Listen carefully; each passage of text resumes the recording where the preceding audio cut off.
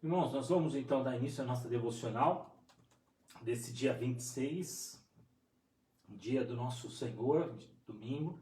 Eu tenho certeza que você possivelmente já fez ou está fazendo culto com a sua família. Então nós vamos participar neste momento com louvores, nós vamos participar também com orações e também com a pregação da mensagem do Senhor, da santa palavra do nosso Deus. Eu quero convidar você então nesse momento e que você... É um momento de nós...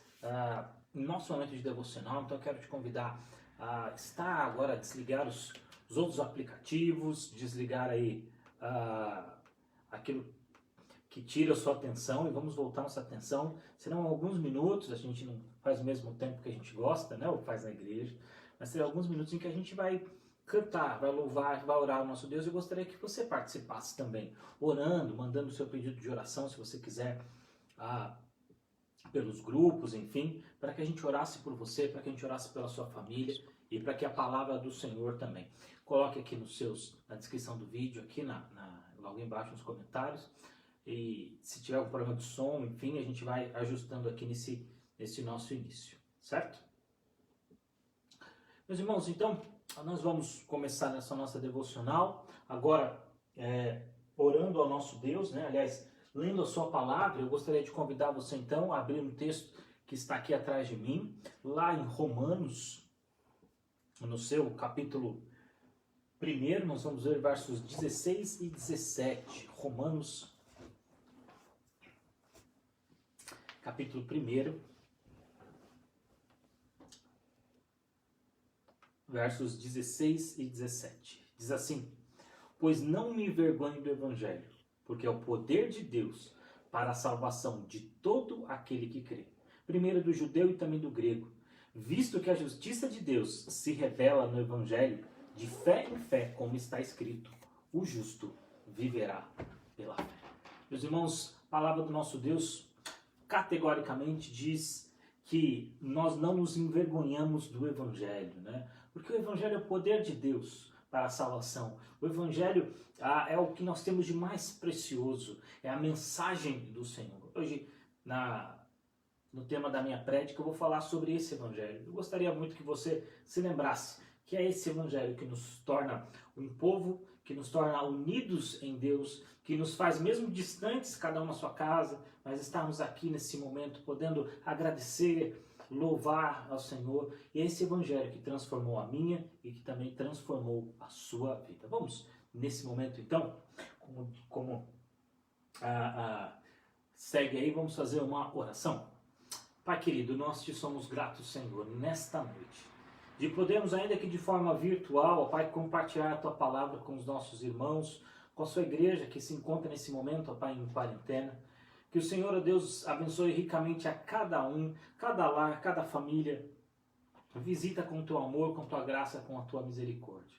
Seja gracioso, ó Pai, para conosco. Nos ajude, ó Deus, nesses momentos de isolamento social, a não esmorecer a nossa fé, mas caminharmos com o Senhor. Andarmos, ó Deus, no Seu santo Evangelho. Nos fortalecermos pela leitura, pela oração, pelos cânticos, enfim, com a nossa família de forma individual, para que não possamos jamais esquecer que domingo é o dia do Senhor, que a nossa vida é do Senhor. Nos abençoe, Pai querido, nós te somos gratos. No nome santo de Jesus. Amém. Eu quero louvar agora, a Adriana está aqui comigo, nós vamos louvar o nosso Deus com esse hino que diz: justo é o Senhor em seus santos caminhos. Vamos louvar?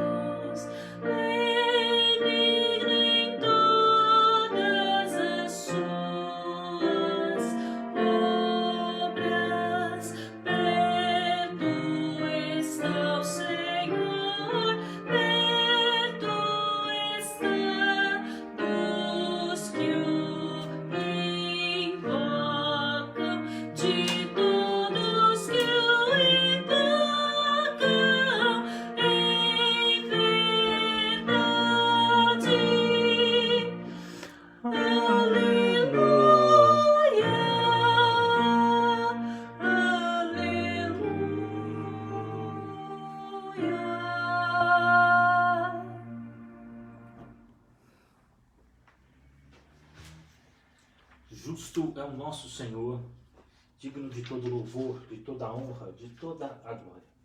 Nesse momento eu quero convidar você a abrir também a sua Bíblia, lá em 1 João, no seu capítulo 1, no verso de número 9.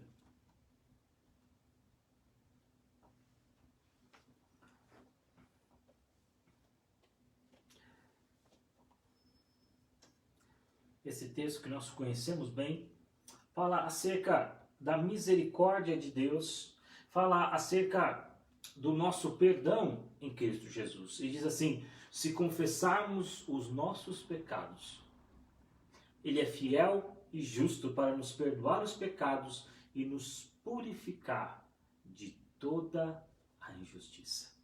Se confessarmos, a palavra diz, Ele é fiel e justo para nos perdoar e nos purificar de toda a injustiça. Esse é o momento então de nós orarmos ao Senhor, de suplicarmos a Deus pela sua misericórdia. E nesse momento pedimos ao Senhor: Pai querido, perdoa as nossas faltas. Pai de amor, perdoa as nossas transgressões. Eu vou pedir para a Adriana, que está aqui comigo, fazer uma oração de contrição ao nosso Deus. Oremos com o Senhor. Senhor, nós suplicamos ao Senhor que, como o Senhor está perto, pela tua justiça, pelo teu grande nome, suplicamos perdão. Perdão pela nossa omissão, perdão pela nossa fraqueza, perdão pela nossa falta de fé. Quantas vezes, Senhor, em meio ao caos, em meio à agitação do mundo, nos encontramos com os nossos corações ansiosos e aflitos, se lembrar da esperança de Cristo Jesus. Nos perdoe, Senhor. Encha-nos com teu Santo Espírito, para que a tua luz brilhe em nós e através de nós. Perdoa os nossos pecados, ó Pai, que a cada dia sejamos mais cheios de ti e vazios do nosso próprio eu, das nossas próprias vontades. Que a tua vontade, que o Senhor seja o centro da nossa vida sempre. Por Cristo Jesus, assim eu oro juntamente com os meus irmãos. Amém.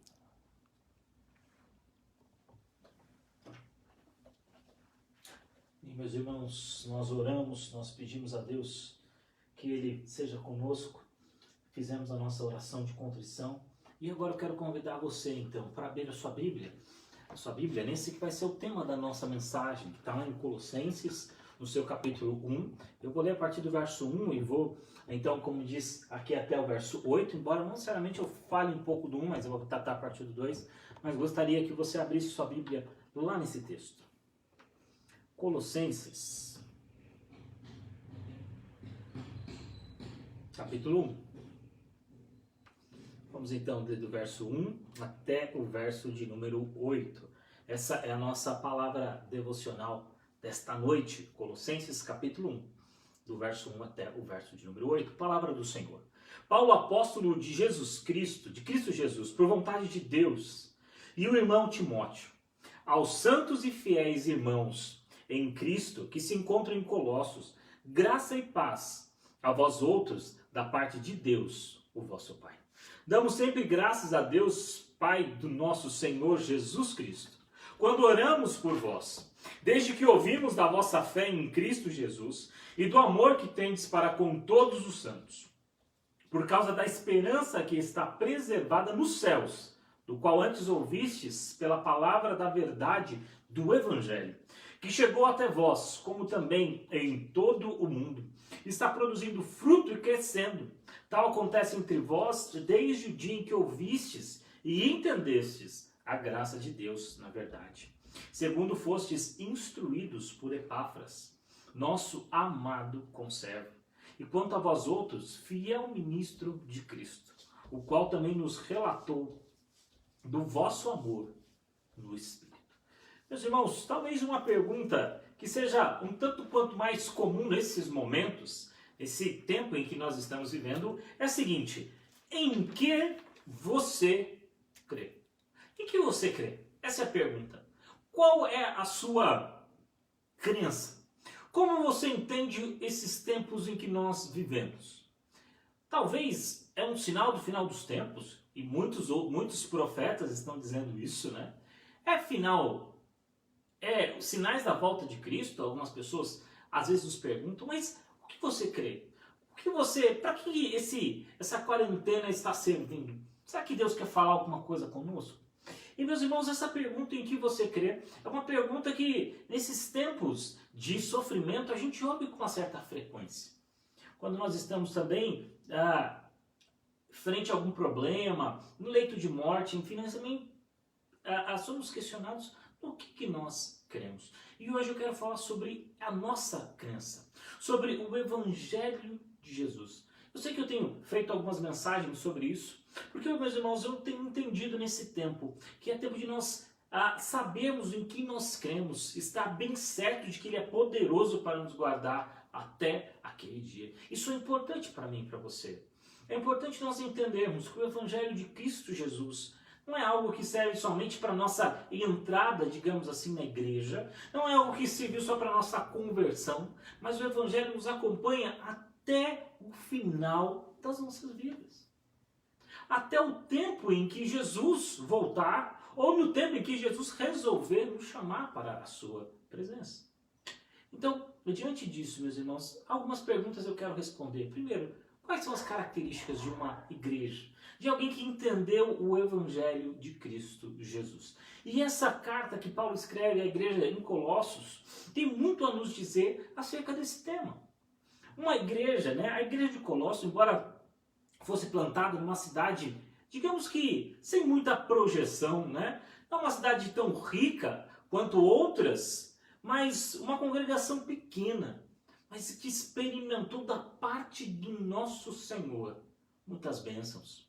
Meus irmãos, eu quero destacar algumas coisas importantes aqui. Nesse meu primeiro ponto, o que caracteriza uma igreja? E ele vai nos responder. E sabe qual é a primeira dela? É que as pessoas, quando creem no Evangelho de Cristo, eles deixam de lado os seus paganismos. Eles deixam de lado as suas idolatrias. Eles deixam de lado aquilo que não agrada o Senhor.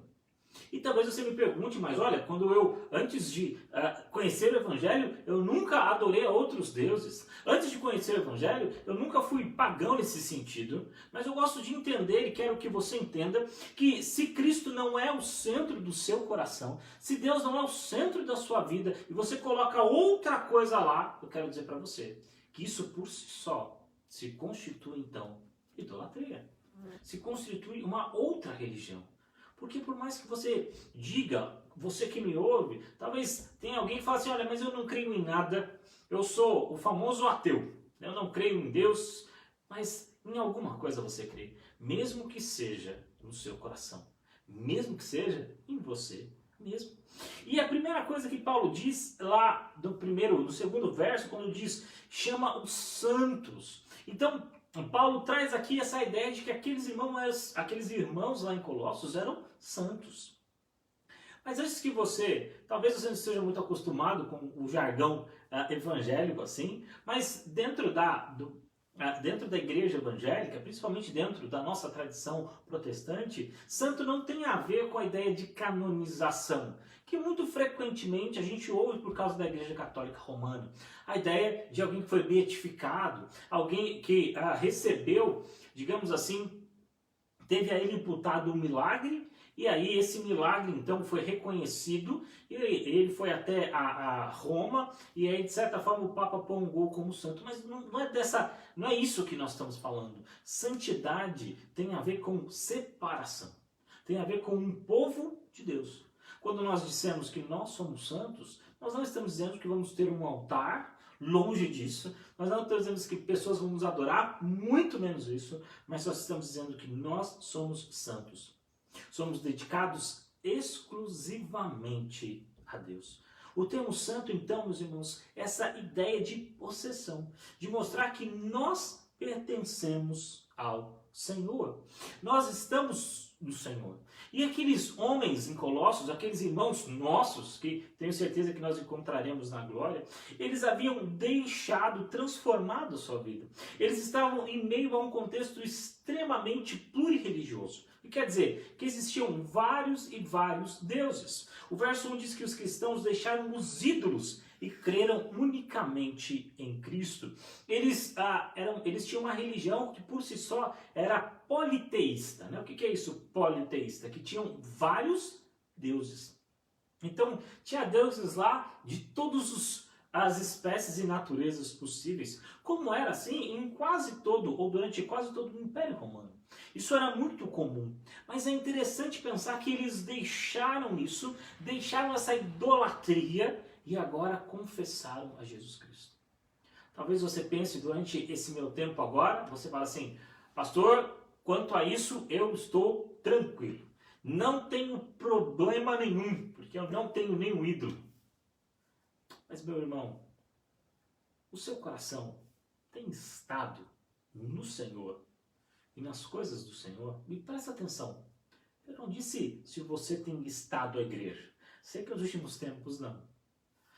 Por uma série de questões, mas a minha questão não é frequentar a igreja, que é importante, a gente não pode deixar de lado isso. Claro que é importante frequentar a igreja, claro que é importante crescer junto com a igreja, mas a pergunta para você é um pouquinho mais profunda. O que está lá no centro do seu coração?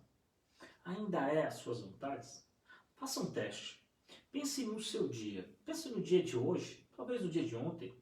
Faça uma lista de no que você gastou tempo. E a minha pergunta é, durante o dia, você orou? Você abriu a sua Bíblia? Você talvez teve comunhão com o irmão nesse tempo agora ligando para ele? Essa é a questão, meus irmãos. Se nós quisermos saber onde está o nosso coração, é pensar no que nós temos nos dedicado. E isso, meus queridos, é uma lição para mim e para você. Porque durante a vida nós vamos nos acostumando com as coisas de Deus, talvez nos acostumando e vamos deixando a leitura da palavra. Mas é importante que eu e você entendamos isso com o nosso coração, com a nossa mente. Não existe cristianismo sem Cristo.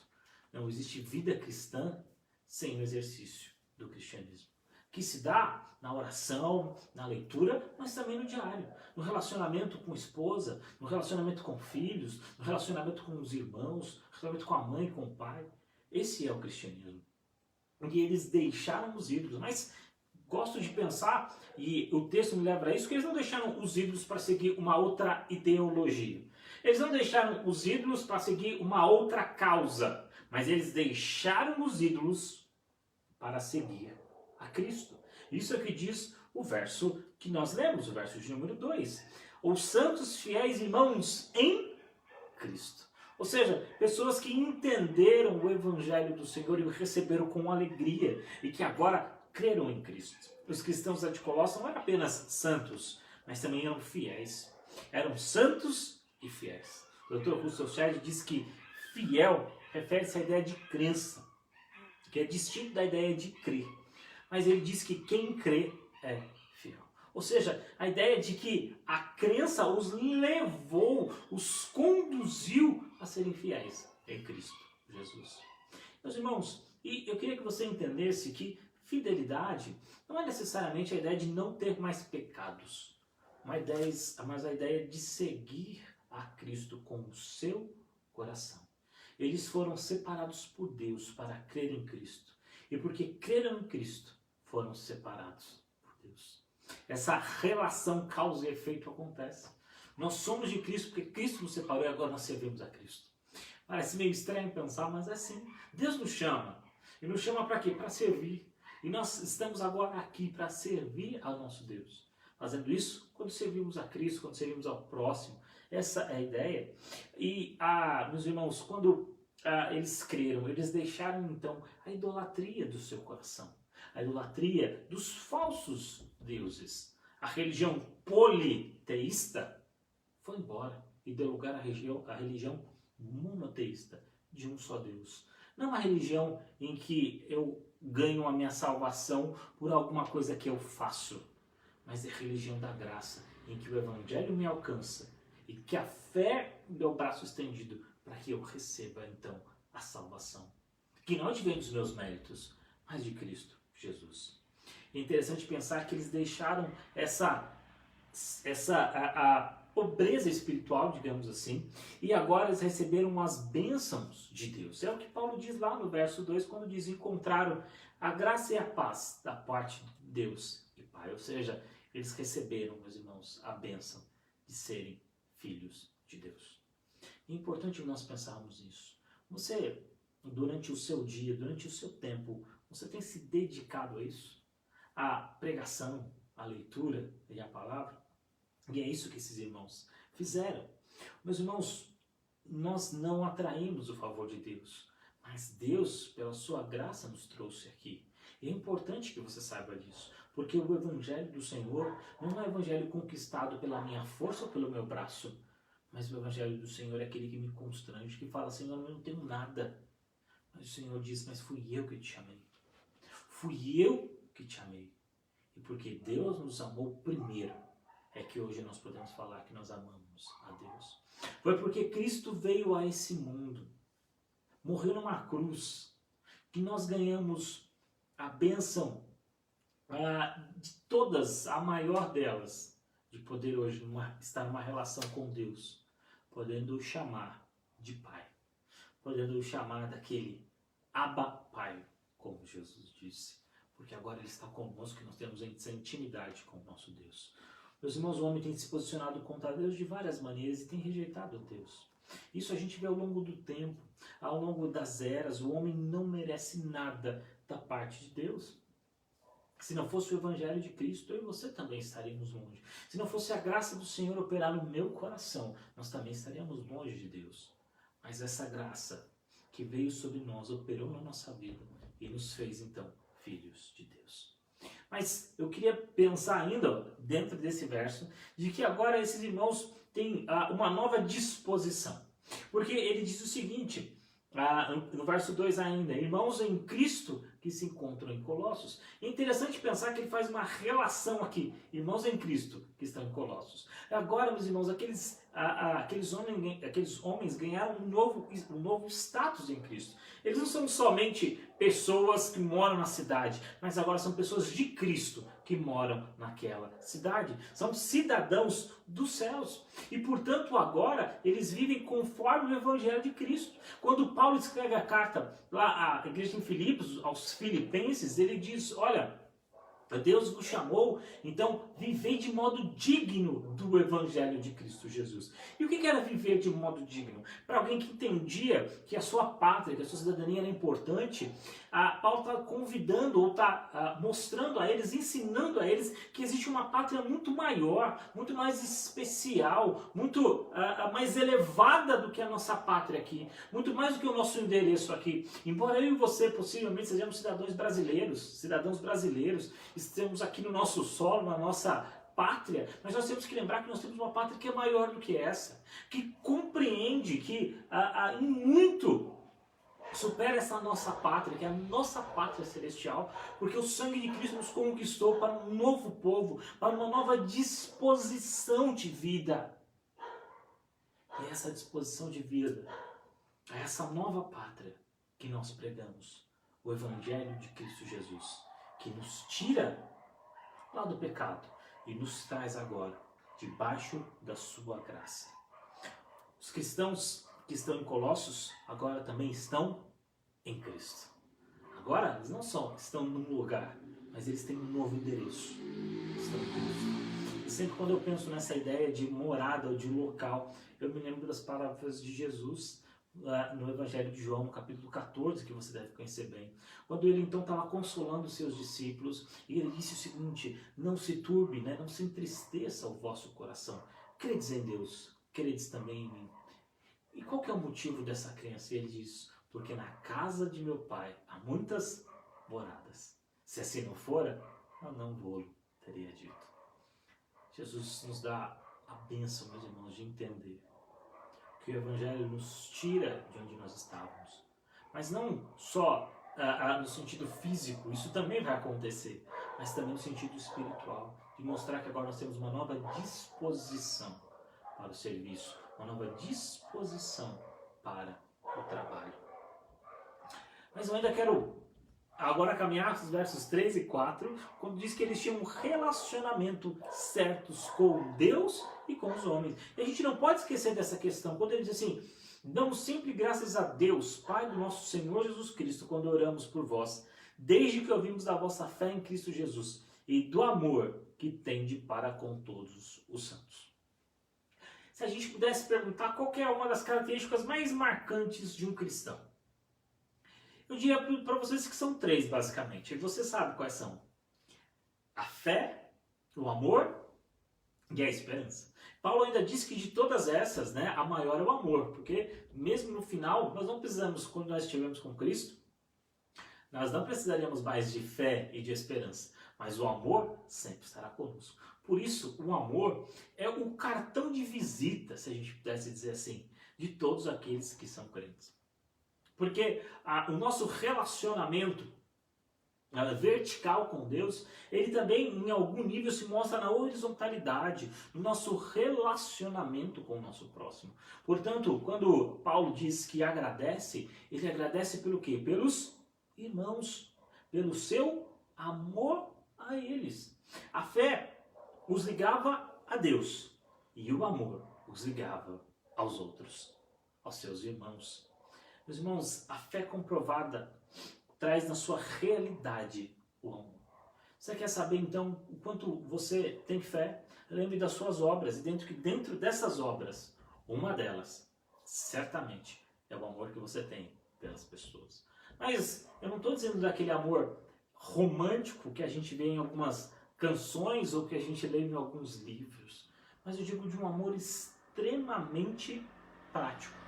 De um amor que se doa pela outra pessoa. De um amor que não vê as suas próprias vontades. Que não escuta só o seu próprio coração. Mas um amor que se importa, um amor que vai além. Um amor que, se preciso for, ama o seu próximo como a ti mesmo. Porque esse é o mandamento. Amar o próximo como a ti mesmo.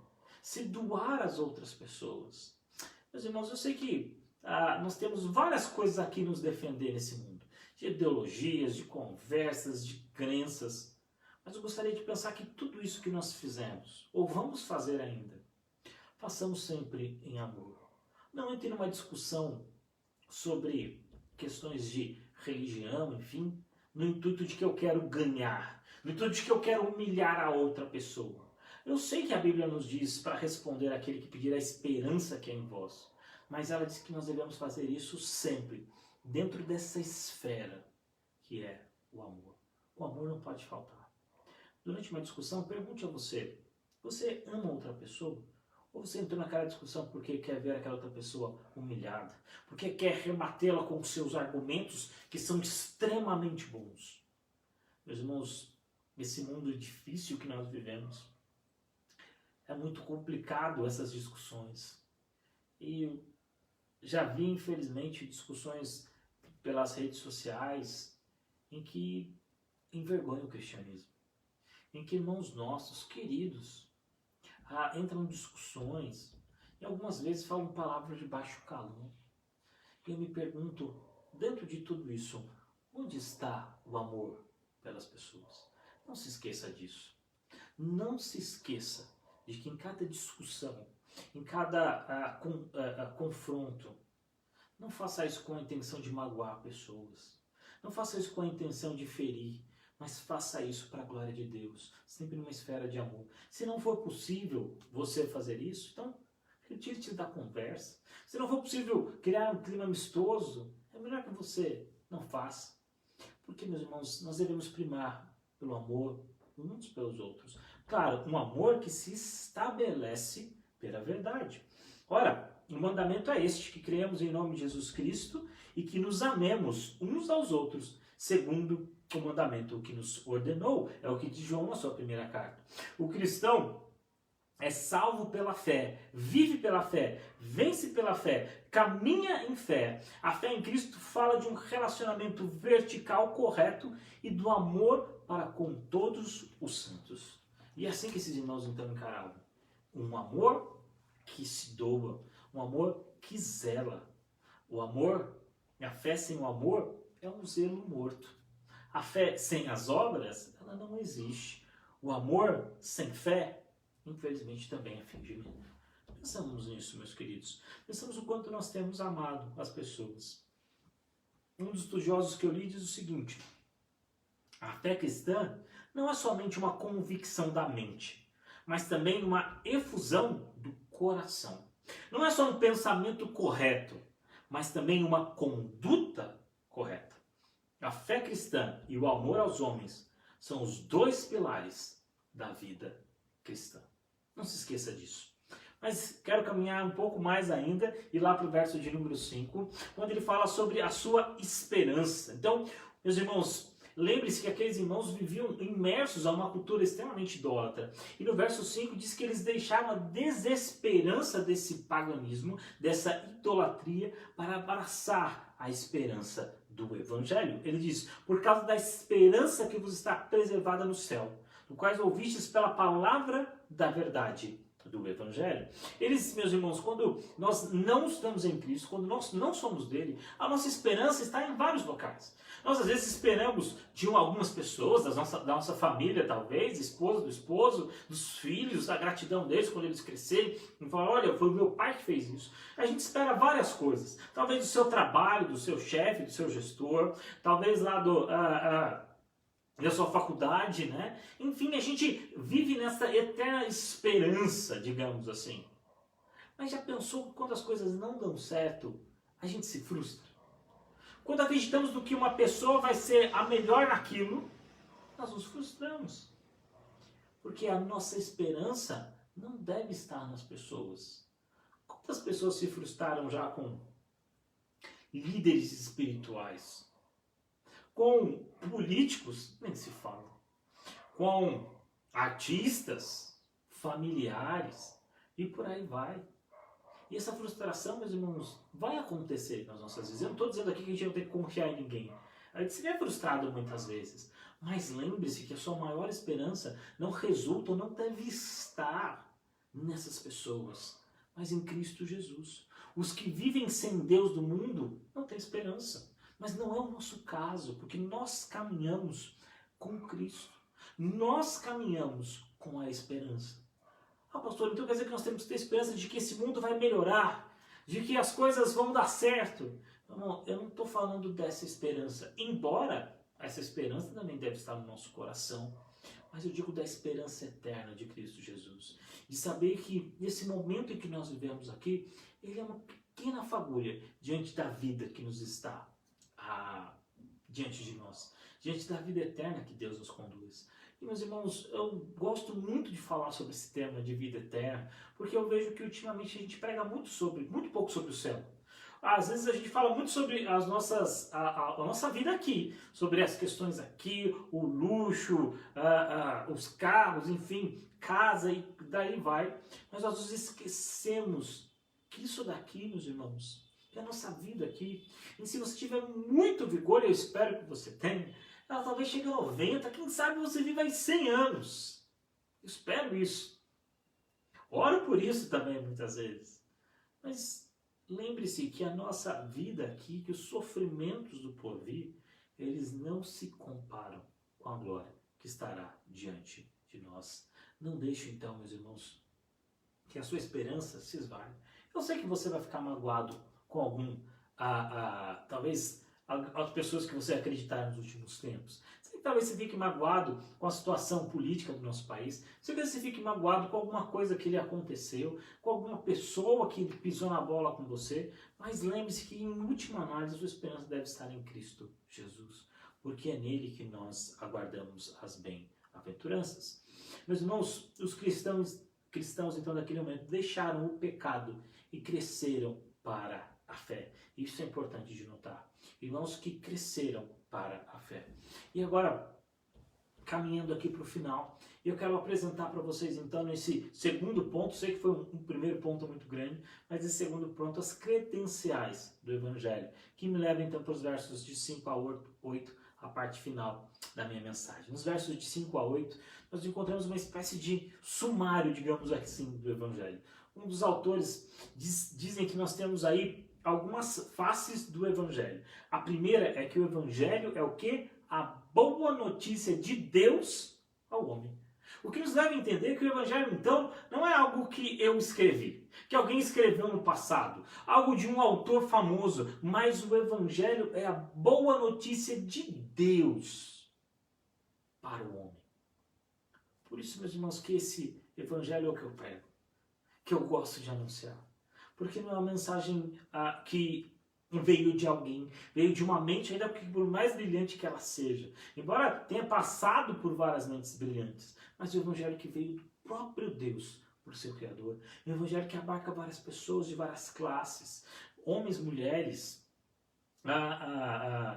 asiáticos, europeus, brasileiros, argentinos, pessoas de várias nacionalidades, aquele que fala inglês, que fala português, que fala espanhol, que fala alemão, mas pessoas que Deus, pela sua graça, chamou nesse Evangelho Santo. A melhor definição de Evangelho é a boa notícia de Deus ao homem. Apesar de ser pecador, Deus amou com amor eterno. Apesar de ser rebelde, Deus tomou a iniciativa de trazer para cá. Apesar de não ser merecedor, Deus o trouxe e o tirou da condenação eterna. Mas vamos lá. Primeiro, a boa notícia. Segundo, é a verdade. Obviamente, esse ponto desencadeia do primeiro. Se vem de Deus, consequentemente, ele é verdade. O que nos leva a entender que todas as religiões procedentes podiam-se até tentar enxergar a verdade, mas só em Deus, só no Evangelho, nós temos a verdade soberana do nosso Senhor. No Evangelho de Cristo, não há espaço para relativismos.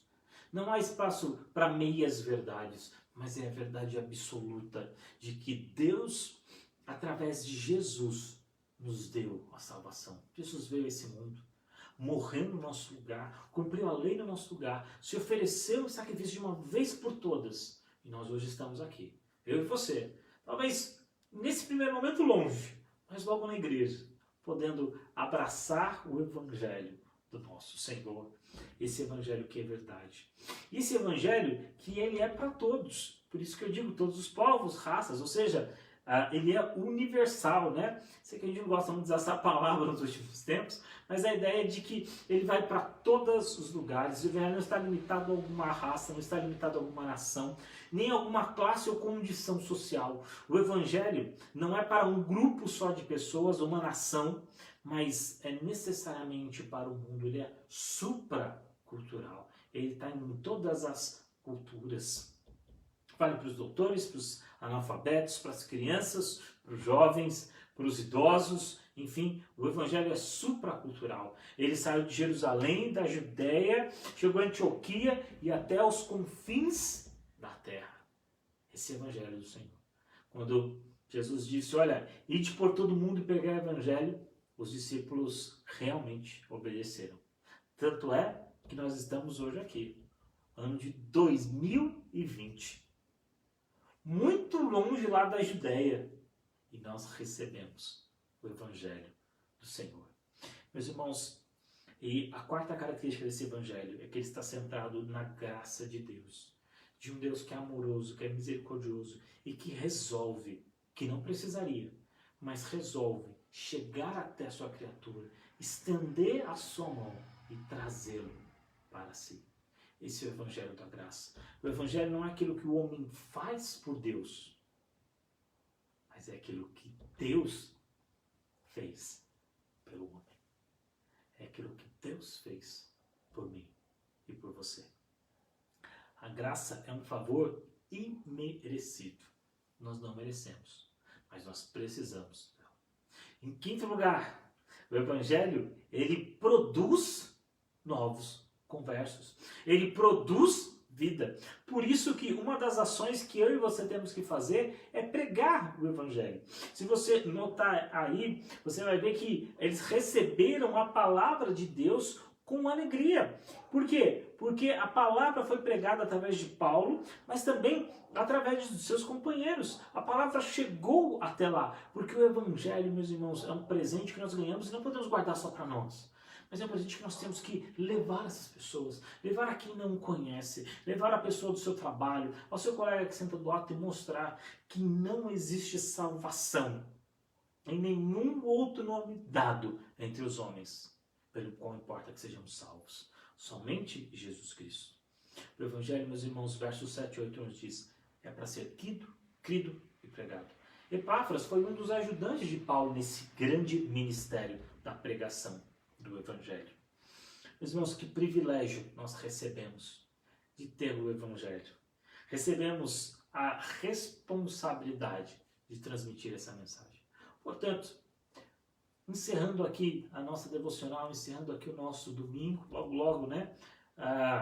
Daqui a pouquinho começa já o jornal para acabar o dia, as últimas notícias, a gente já vai estar com as nossas famílias, mas não deixe de começar essa semana pensando em quem você é. Lembra do meu primeiro ponto? Deus mudou a sua vida. Lembre-se que o Evangelho transformou. E lembre-se o que é esse Evangelho que te transformou. Meus irmãos, eu oro para que Deus o abençoe, para que esse Evangelho, a boa notícia de Deus, chegue até você, até sua família, todos os dias, até a consumação dos séculos. Altamente os céus proclamam, seu divino Criador, anuncia ao firmamento tuas obras, ó Senhor. Vamos louvar a nosso Deus?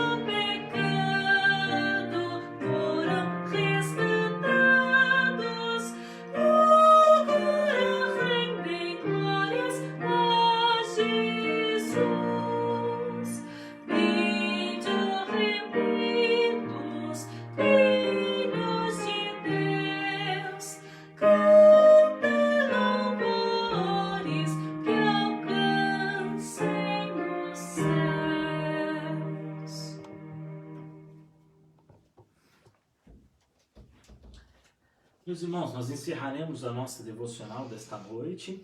Louvamos ao Senhor pela vida da Égina, do Fábio, da Jéssica, tio Zé Osmar, tia Sueli, presbítero Zé Osmar, Cíntia, Ricardo, dona Zenor, Maria Aparecida, mãe do Gilmar, tio Dalberto, lá do Mato Grosso, a Roma, a Lória, o Vini, a Maria da Graça, a Cleonícia, a Thaís, a Evelyn, a Narleia, a Tisca, a Bílio, o Nalva, o Lilo, a Juliana, o Anderson, mais os outros que a gente não conseguiu ver todos lá pela descrição, mas que nos acompanharam, que estamos acompanhando. Louvamos a Deus pela vida de vocês. Um grande abraço da família Nova Canaã, cada família que acompanha a nossa igreja. Nós temos aqui alguns pedidos de oração.